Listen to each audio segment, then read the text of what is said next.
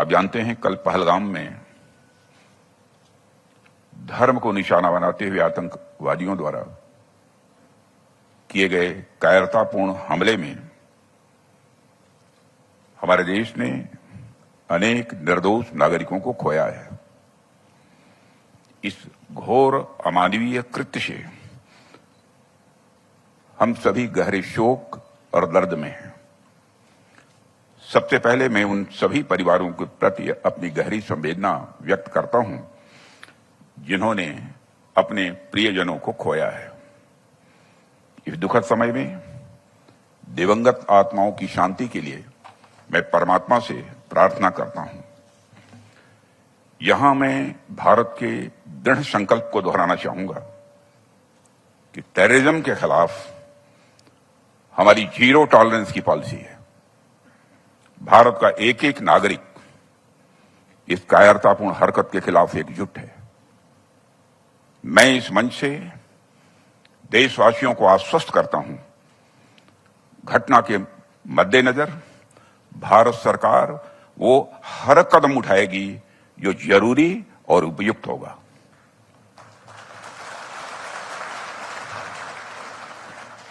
और हम सिर्फ उन लोगों तक नहीं पहुंचेंगे जिन्होंने इस घटना को अंजाम दिया है, हम उन तक भी पहुंचेंगे जिन्होंने पर्दे के पीछे बैठकर हिंदुस्तान की सरजमी पर ऐसी नापाक हरकतों की साजिशें रची हैं। भारत एक इतनी पुरानी सभ्यता और इतना बड़ा देश है जिसको ऐसे किसी भी आतंकी गतिविधियों से किसी भी सूरत में डराया नहीं जा सकता। ऐसी हरकतों का जिम्मेदार और इसके जिम्मेदार लोगों को आने वाले कुछ ही समय में जोरदार तरीके से नजर आएगा। मैं देशवासियों को आश्वस्त करना चाहता हूं।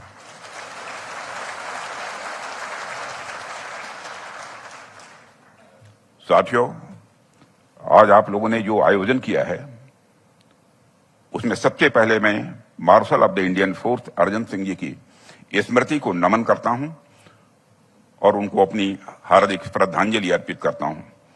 मुझे यह जानकर अच्छा लगा कि आप सभी उनकी स्मृति में यह कार्यक्रम प्रतिवर्ष करते हैं। अपनी बात प्रारंभ करने से पहले मैं भारतीय वायुसेना को उनके अदम्य साहस और पराक्रम के लिए हार्दिक बधाई देता हूं। जिस प्रकार से वायुसेना भारत की सुरक्षा में तत्पर है, उसे देखकर हर भारतवासी अपने को गौरवान्वित महसूस करता है और निश्चिंत रहता है। हमें इस बात का संतोष रहता है कि आपकी छाया में हमारा पूरा देश सुरक्षित है। मेरी ईश्वर से प्रार्थना है कि आपका शौर्य इसी प्रकार आसमान की ऊंचाइयों को छूता रहे। आज आपने जो यहां पर चर्चा के लिए, बातचीत के लिए विषय रखा है, transformation of the Indian force, मैं समझता हूं कि यह विषय न केवल हमारी एयरफोर्स की अब तक की पूरी यात्रा को अपने भीतर समेटता है, बल्कि यह आने वाले समय में इसकी भूमिका को और सशक्त करने के डिस्कोर्स को भी हमारे सामने रखता है। ऐसे कंटेम्पोररी और रेलेवेंट टॉपिक के सिलेक्शन के लिए भी मैं आप सबको बधाई देता हूं। साथियों, आज मैं खुद को गौरवान्वित महसूस कर रहा हूं कि मुझे ऐसे ऐतिहासिक व्यक्तित्व के बारे में अपनी बात रखने का अवसर आप सबने दिया है। यह हम सबका सौभाग्य है कि अर्जन सिंह जी जैसे विजनरी मिलिट्री लीडर्स इस देश में पैदा हुए। उनकी लीडरशिप, उनका विजन और देश के प्रति उनका समर्पण इनक्रेडिबल रहा है।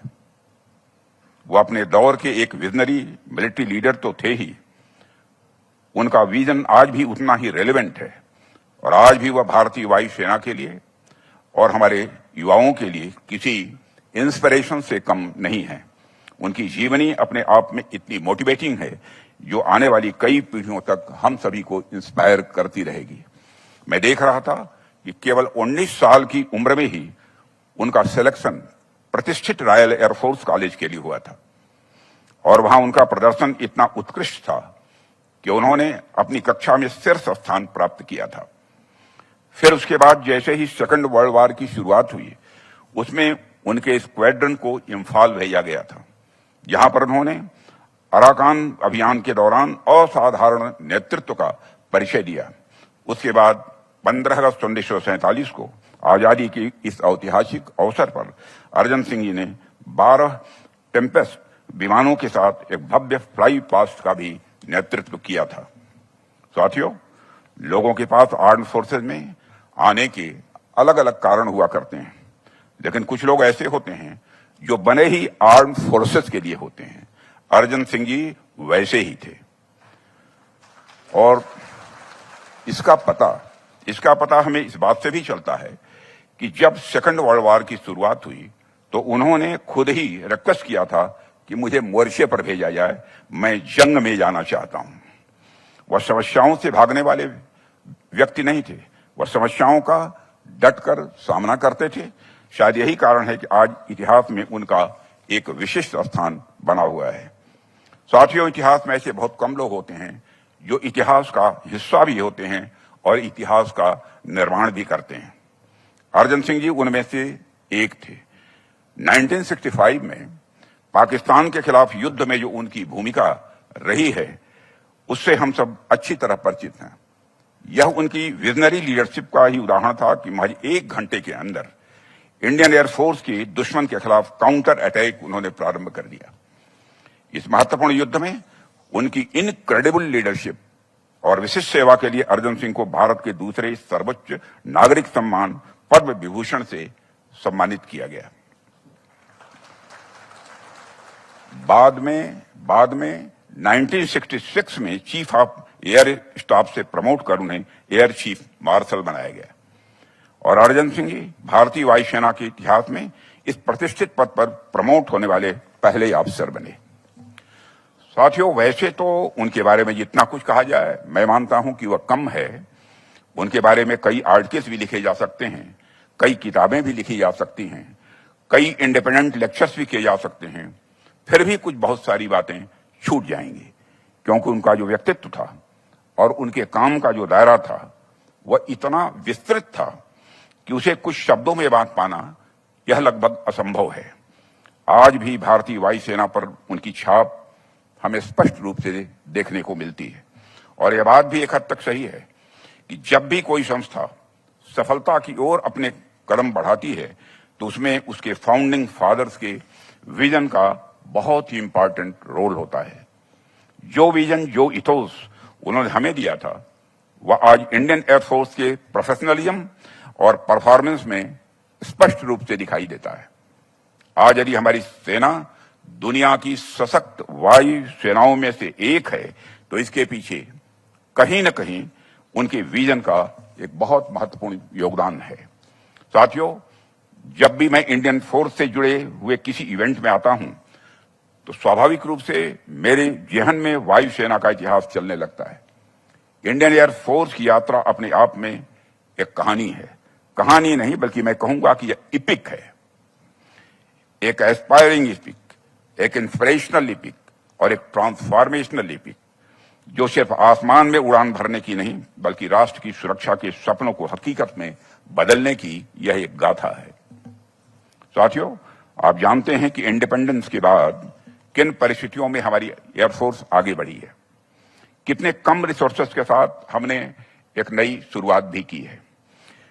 न जाने कितनी कठिनाइयां हम सबको झेलनी पड़ी हैं, लेकिन उन तमाम समस्याओं को झेलने के बाद भी हमारी एयरफोर्स कहीं रुकी नहीं, कहीं थमी नहीं, बल्कि लगातार और सशक्त होती चली गई। इसमें नए नए मजबूत विंग्स जुड़ते गए। 1965 की जंग हो या 1975 की जंग हो, गोवा लिबरेशन ऑपरेशन या फिर 1999 की कारगिल वार हो, ऐसे अनेक मौके आए हैं जहां इंडियन फोर्स एक डिसाइसिव फैक्टर के रूप में उभरी है। आज स्थिति यह है कि हम दुनिया की सबसे ताकतवर फोर्सों में से एक हैं। आज हमारी एयरफोर्स बेहद मजबूती के साथ हमारे नेशनल सिक्योरिटी के लिए एक स्ट्रांग पिलर के रूप में काम कर रही है। साथियों, यह कहने की आवश्यकता नहीं है कि नेशनल सिक्योरिटी किसी भी देश के लिए सबसे महत्वपूर्ण यह मुद्दा हुआ करता है। कोई भी राष्ट्र तभी विकास कर पाता है जब उसकी सीमाएं सुरक्षित हों और जब वह आंतरिक रूप से सिक्योर हो और मुझे इस बात की प्रसन्नता है कि नेशनल सिक्योरिटी को इन्हांस करने की दिशा में मुझे भी कुछ न कुछ अपना योगदान करने का अवसर मिला है, पहले गृह मंत्री के रूप में और अब रक्षा मंत्री के रूप में। मेरा प्रयास रहा है कि भारत की सुरक्षा व्यवस्था को लगातार सुदृढ़ रखा जाए। यह विषय हमेशा मेरे मन के करीब रहा है। अपने इस प्रयास के दौरान मेरी अपनी एक समझ बनी कि नेशनल सिक्योरिटी को लेकर मेरा खुद का एक अलग विजन बना है और अपनी उस समझ और विजन के आधार पर मैंने बहुत सी बातें सीखी भी हैं यहाँ आकर 11 वर्षों के अंदर, और अब उन्हीं को आधार बनाकर मैं अपनी तरफ से कुछ बातें आपके सामने भी यहाँ रखना चाहूंगा। आज कंटेम्प्रेरी वर्ल्ड में हो रहे 2 प्रमुख चेंजेस पर मैं आपसे खास बातचीत करना चाहूंगा। इन दोनों चेंजेस ने आज विश्व को एक ऐसे डायनेमिक और अनसर्टेन दौर में लाकर खड़ा कर दिया है जो पहले कभी नहीं था। पहला मुद्दा है कि दुनिया भर में जियो पॉलिटिक्स और जियो स्ट्रेटेजिक तरीके से जो बदलाव आ रहे हैं और जिस तरह से पावर इक्वेशंस में परिवर्तन हो रहे हैं, वो हमारे सिक्योरिटी पर्सपेक्टिव को किस प्रकार प्रभावित करते हैं, उन्हें हमें किस तरह से देखना चाहिए। और दूसरा मुद्दा यह है कि टेक्नोलॉजी के क्षेत्र में हो रहा ट्रांसफॉर्मेशन हम पर किस तरह से असर डाल रहा है। मैं पहले मुद्दे से अपनी बात की शुरुआत यहां करना चाहूंगा। साथियों, आज अगर हम पूरी दुनिया को एक हॉलिस्टिक नजरिए से देखें तो हमें कई सारे परिवर्तन दिखते हैं। यदि पिछले कुछ वर्षों की बात की जाए तो यह परिवर्तन और तेज हुए हैं। एक तरफ तो कई पुराने सिक्योरिटी अरेंजमेंट्स में तनाव की स्थिति दिख रही है, कई पुराने इंटरनेशनल अलायंसेस टूटते हुए दिखाई दे रहे हैं, तो दूसरी तरफ कुछ नए नए स्ट्रेटेजिक इक्वेशन या अलायंसेस बनते हुए भी हमें दिखाई दे रहे हैं। यह जो फ्लूइड ग्लोबल ऑर्डर है, इसके कई सारे इंपैक्ट भी हमें देखने को मिल रहे हैं। इसके जो इकोनॉमिक इफेक्ट हैं वह एक पूरा अलग विषय है, लेकिन मैं यहां आपसे इस फ्लूइड ग्लोबल ऑर्डर के सिक्योरिटी सिनेरियो पर बात करूंगा जो हमारे अपने नेशनल सिक्योरिटी इंटरेस्ट से जुड़े हुए हैं। साथियों, अभी कुछ वर्ष पहले तक वैश्विक सुरक्षा को अलग अलग खेमों में बंटा हुआ देखा जाता था। उन अलग अलग खेमों के अनुसार हमारी सिक्योरिटी पॉलिसी भी इन्फ्लुएंस स्वाभाविक रूप से होती रहती थी। हालांकि भारत का हमेशा से एक पॉजिटिव इंस्टांस रहा है। भारत कभी किसी गुट या किसी खेमे का सदस्य नहीं रहा है। हमने हमेशा अपनी सॉवरेन और इंडिपेंडेंट पॉलिसीज का निर्माण किया है और उसे अपनाया भी है। लेकिन आज की दुनिया थोड़ी अलग है। आज आप देखिए कि 21वीं सदी को एशिया की सदी कहा जाता है। इस कारण 20वीं सदी की जो क्रॉस अटलांटिक पावर इक्वेशंस थी वह अब शिफ्ट होकर एशिया की ओर हमारे नजदीक आ गई हैं और इंडो पैसिफिक रीजन आज स्ट्रेटेजिकली दुनिया का सबसे इंपॉर्टेंट रीजन यह बनकर उभरा है। और यह जो परिवर्तन हमें देखने को मिला है, इसका डायरेक्ट रिलेशन हमारे नेशनल सिक्योरिटी के साथ है। मेरे कहने का यह अर्थ है कि in shifting geo strategic equations का हमारी नेशनल सिक्योरिटी के साथ जितना डायरेक्ट इंटरेस्ट आज है उतना पहले कभी नहीं था। और यह जियो स्ट्रेटेजिक अनसर्टेनिटीज हमारी नेशनल सिक्योरिटी के लिए किस प्रकार के चैलेंजेस ला रही है और हम इन्हें किस प्रकार से हैंडल करने के लिए तैयार हैं, यह आज हमारे सामने एक प्रमुख मुद्दा है। सरकार और पॉलिसी मेकर्स इस दिशा में अपनी ओर से प्रयास कर रहे हैं, लेकिन जाहिर सी बात है इसमें इंडियन एयरफोर्स का योगदान भी बहुत ही इंपॉर्टेंट होने वाला है। साथियों, जो दूसरा महत्वपूर्ण मुद्दा है वह टेक्नोलॉजिकल ट्रांसफॉर्मेशन का है। अभी मैंने जिन परिवर्तनों की बात नेशनल सिक्योरिटी के मद्देनजर की है, उसी प्रकार के परिवर्तन डिफेंस टेक्नोलॉजी के क्षेत्र में भी हमें स्पष्ट रूप से दिख रहे हैं। बल्कि मैं तो यह कह सकता हूं, टेक्नोलॉजी के क्षेत्र में जो परिवर्तन हो रहे हैं वह बाकी सारे परिवर्तनों से कहीं अधिक तेजी से हो रहे हैं। पूरी दुनिया ने पिछले 200-300 वर्षों में जितनी प्रोग्रेस नहीं की, उससे कहीं ज्यादा टेक्नोलॉजिकल प्रोग्रेस पिछले 15-20 वर्षों में हमको देखने को मिली है। इतनी तेजी से तो इंसान तक नहीं बदले जितनी तेजी से टेक्नोलॉजी बदल रही है। आज दुनिया के अलग अलग क्षेत्रों में कॉन्फ्लिक्ट्स चल रहे हैं। यदि आप उन पर नजर डालें तो आपको एक कॉमन बात देखने को मिलेगी। वह यह है कि टेक्नोलॉजी की वजह से वारफेयर के तरीके अब कहीं ज्यादा तेजी से बदलते नजर आ रहे हैं। वारफेयर में अब ज्यादा या अनप्रेडिक्टेबिलिटी और लिथैलिटी दोनों को मिल रही है। वैसे तो डिफेंस टेक्नोलॉजी लैंड, मैरीटाइम तथा एयर सभी डोमेन्स में परिवर्तन ला रही है, परंतु एयरफोर्स में इन परिवर्तनों का इंपैक्ट कहीं ज्यादा दिखाई दे रहा है। टेक्नोलॉजी आज हमारे एरियल वारफेयर के नेचर और कैरेक्टर में लगातार यह बदलाव ला रही है। आज का एरियल कम्बैट डोमेन जमीन से कुछ फीट ऊंचाई से लेकर स्पेस डोमेन तक फैल चुका है। सर्वेलेंस ड्रोन से लेकर स्पेस मिलिट्री स्टेशन तक न सिर्फ एरियल कम्बैट डोमेन में विस्तार हुआ है, बल्कि इसकी कॉम्प्लेक्सिटी में भी हाल के समय में बहुत ज्यादा बढ़ोतरी भी हुई है। इसमें हमें आश्चर्य भी नहीं करना चाहिए, क्योंकि यह पूरा युग ही टेक्नोलॉजी के क्षेत्र में रिवॉल्यूशनरी ब्रेक थ्रो का युग है। आए दिन हमें ऐसे ऐसे टेक्नोलॉजिकल इक्विपमेंट्स देखने को मिलते हैं जो महज कुछ महीने या कुछ वर्षों पहले तक एग्जिस्ट ही नहीं करते थे। आर्टिफिशियल इंटेलिजेंस या फिर उसके कई सारे एप्लीकेशंस ने आज पूरी दुनिया में तहलका मचाया हुआ है। साथियों, डिफेंस के क्षेत्र में भी आर्टिफिशियल इंटेलिजेंस का रोल तेजी से बढ़ा है और बढ़ने वाला है।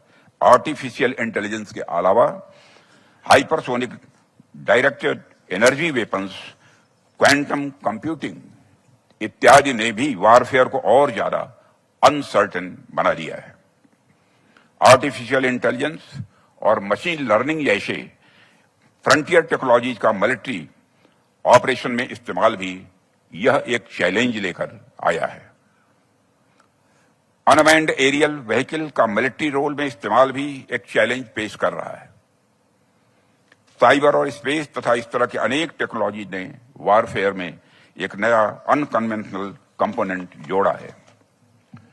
हालांकि कई बार मैं यह भी सोचता हूं कि हम जिन्हें कल तक वारफेयर या का अनकन्वेंशनल तरीका मान रहे थे, क्या वे आज वास्तव में अनकन्वेंशनल रह गए हैं?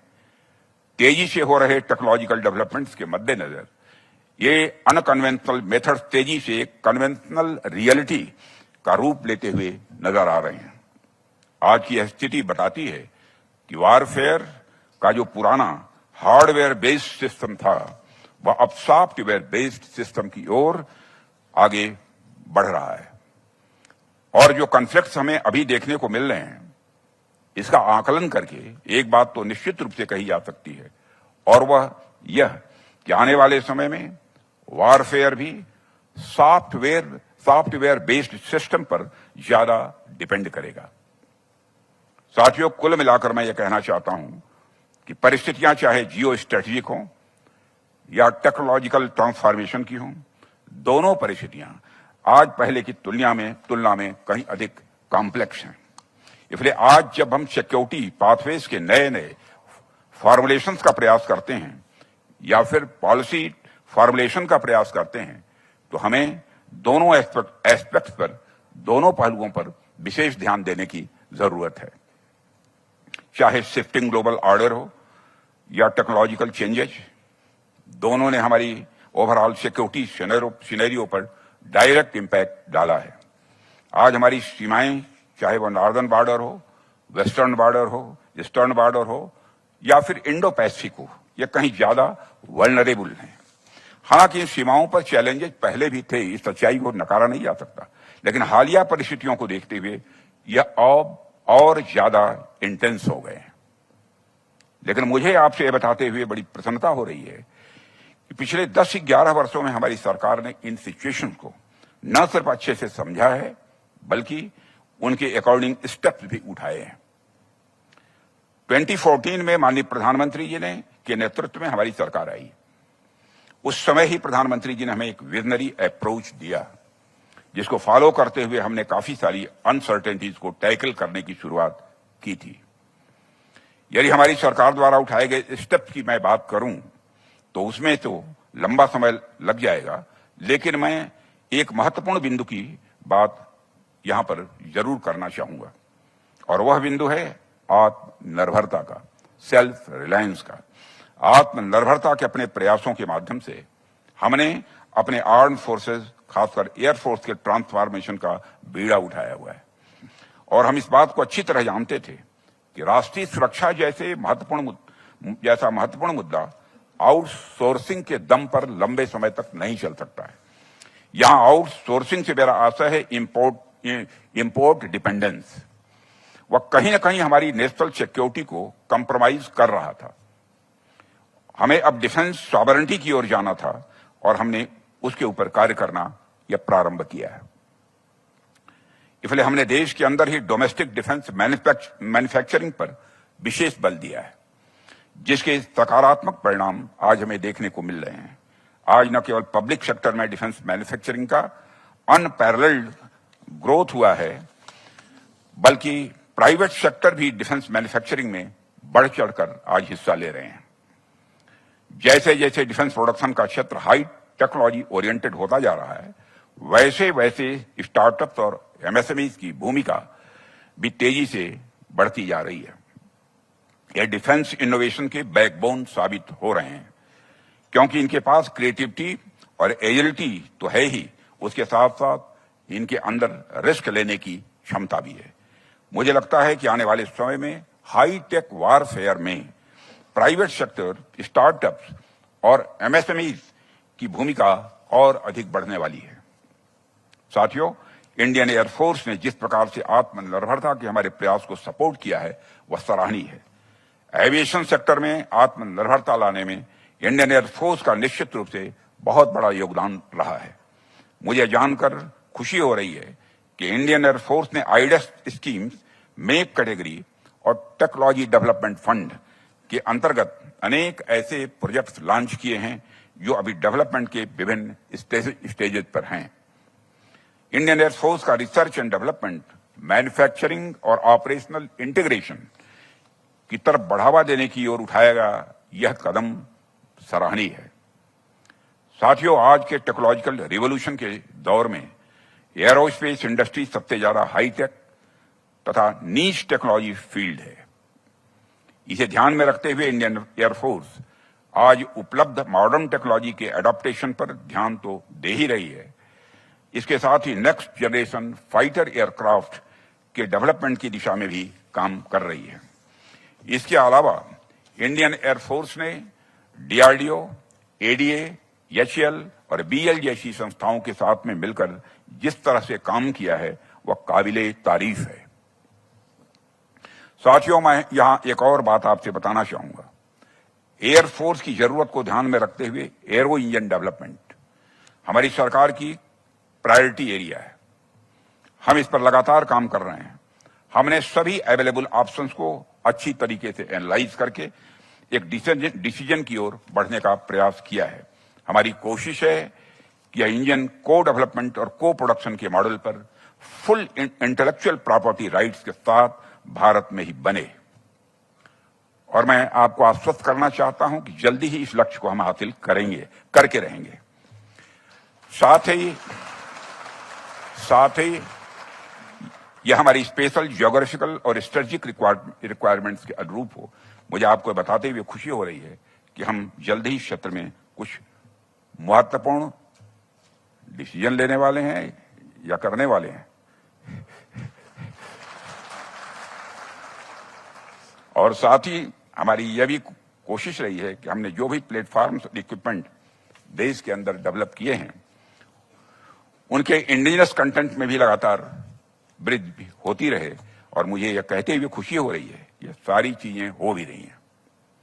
5th जनरेशन फाइटर एयरक्राफ्ट और एलसीए मार्क II के डेवलपमेंट पर सरकार विशेष ध्यान दे रही है।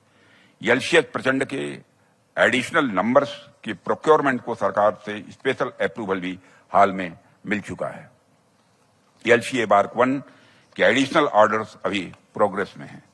इसके अलावा कई एयर डिफेंस सिस्टम पर भी काफी हद तक सेल्फ रिलायंस अचीव की जा चुकी है। यदि मैं उनके नाम गिनाऊं, Astra mark II, Pralay, smart, anti field weapon, यंजी एंटी रेडिएशन मिसाइल, तथा very short range air defence system जैसे कई वेपन सिस्टम प्रोडक्शन और डेवलपमेंट के अलग अलग स्टेजेस पर ये हैं। साथियों, हमारे साइंटिस्ट्स, इंजीनियर्स और डेवलपर्स ने आत्मनिर्भरता के हमारे प्रयासों को पूरी तरह से सपोर्ट किया है। Tejas light combat aircraft, Dhruv advanced light helicopters, light utility helicopter Prachand, Akash और ब्रह्मोस एयर डिफेंस वेपन्स जैसे इक्विपमेंट भारतीय डिजाइनर्स, इंजीनियर्स और साइंटिस्ट की कैपेबिलिटी के शाइनिंग एग्जाम्पल्स हैं।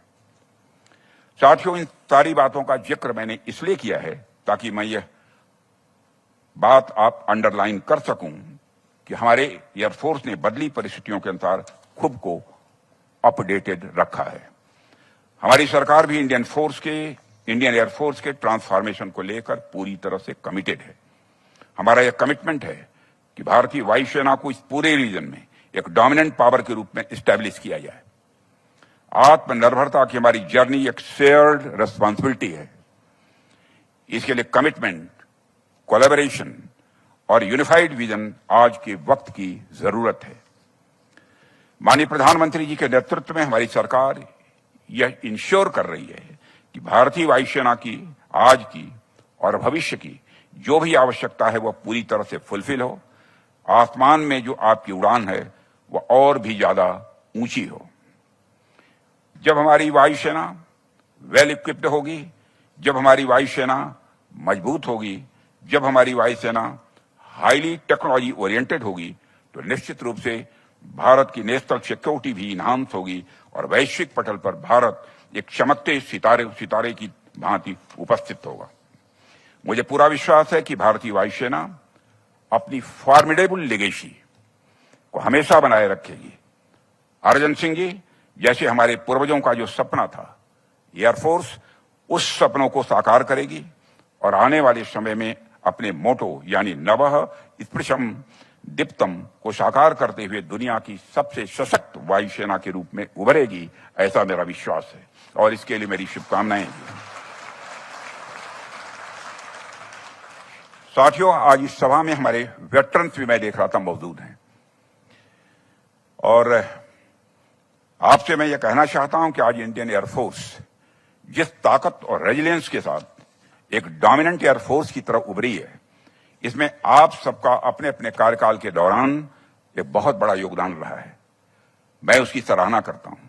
यह आपकी फोरसाइट और गाइडेंस ही है जिसने इंडियन एयरफोर्स को इस ऊंचाई तक लाकर खड़ा किया है। इसी और आशा और विश्वास के साथ मैं आप सभी को भविष्य के लिए ढेर सारी हार्दिक शुभकामनाएं देता हूं। अपनी बात समाप्त करता हूं। आपने मुझे यहां आमंत्रित किया, अपने विचार रखने का अवसर दिया, इसके लिए आप सबका बहुत बहुत धन्यवाद। लेकिन इस अंत के बाद भी एक अंत है। अंत में सीमा पार से समर्थित आतंकी घटनाओं के संदर्भ में, सीमा पार से समर्थित आतंकी घटनाओं के संबंध में अपनी एक बात रखते हुए मैं अपना निवेदन यहां समाप्त करना चाहूंगा कि history is witness to the withering away of the nations, not due to the action of the adversary, but due to the result of their own misdeeds. I hope people across the border look at lessons of history more closely. इतिहास गवाह है कि राष्ट्रों का पतन उनके दुश्मनों की हरकतों की वजह से नहीं, बल्कि उनके अपने कुकर्मों की वजह से हुआ है। मुझे उम्मीद है कि सीमा पार के लोग इतिहास के इन लेसन्स को बड़े करीब से देखेंगे। इन्हीं शब्दों के साथ आप सबको बहुत बहुत धन्यवाद।